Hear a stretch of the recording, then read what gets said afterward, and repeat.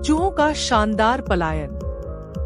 बिलोई एक विशाल काली बिल्ली जिसके चिकने फर और तीखी पीली आंखें थीं, एक फीकी बुनी हुई चटाई पर लेटी हुई थी। उसका पेट गोल और भरा हुआ धीमी सोची समझी सांसों के साथ ऊपर नीचे हो रहा था। ऐसा लग रहा था कि वह झपकी ले रहा था, लेकिन उसकी एक आंख खुली हुई थी, दीवार में एक छोटे से छेद पर ध्यान से टिकी हुई थी। उस छेद के अंदर 5 छोटे चूहे एक साथ इकट्ठे थे। उनकी छोटी छोटी मूंछें डर से हिल रही थी।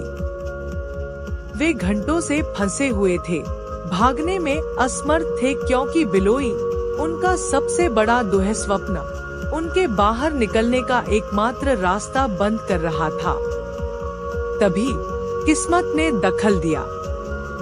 दरवाजा खुला और एक आदमी घर में दाखिल हुआ। उसने बिलोई की तरफ मुश्किल से देखा, लेकिन जल्दबाजी में उसने अपनी टोपी गिरा दी, एक बड़ी गोल टोपी जिसके किनारे मुलायम थे। यह चूहों के बिल से बस कुछ इंच की दूरी पर लकड़ी के फर्श पर धीरे से गिरा। चूहों को पता था कि यह उनका मौका है।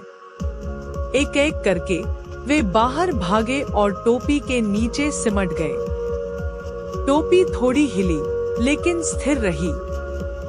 समन्वित प्रयास से वे आगे बढ़े और टोपी को फर्श पर धीरे धीरे खुले दरवाजे की ओर ले गए। लेकिन बिलोई मूर्ख नहीं था। उसकी एक खुली आंख चौड़ी हो गई जब उसने अजीब हरकत देखी। उसने अपने पंजे आगे बढ़ाए, आलस से जम्हाई ली और फिर झपट्टा मारा। बिलोई बिल्ली अजीब सी हिलती हुई टोपी की ओर रेंगने लगी। उसके तीखे पंजे लकड़ी के तख्तों पर हल्के से रगड़ रहे थे। उसकी पूंछ प्रत्याशा से हिल रही थी। चूहों ने अपनी सांस रोक ली। बस कुछ इंच और वे बाहर होंगे। फिर फुसफुसाहट।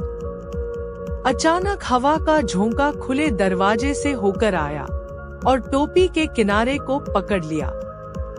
यह हवा में उछला और इससे पहले कि चूहे कुछ समझ पाते, वे सिर के बल उसके अंदर की खोखली जगह में गिर पड़े।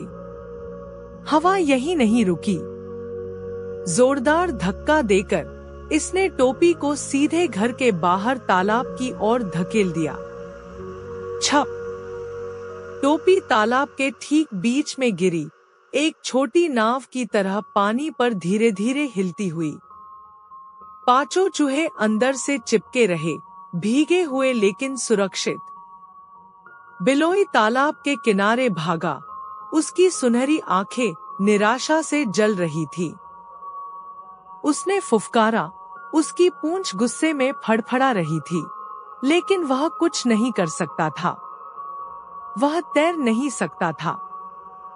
चूहे अब अपनी अप्रत्याशित किस्मत पर मुस्कुरा रहे थे और दूर चले गए जब तक कि हवा उन्हें विपरीत किनारे पर नहीं ले गई। एक एक करके वे टोपी से बाहर निकले और झाड़ियों में गायब हो गए। बिलोई वहीं बैठा रहा, असहाय होकर देखता रहा कि उसका शिकार गायब हो गया। उसकी पूंछ झुंझलाहट में फड़फड़ा रही थी, लेकिन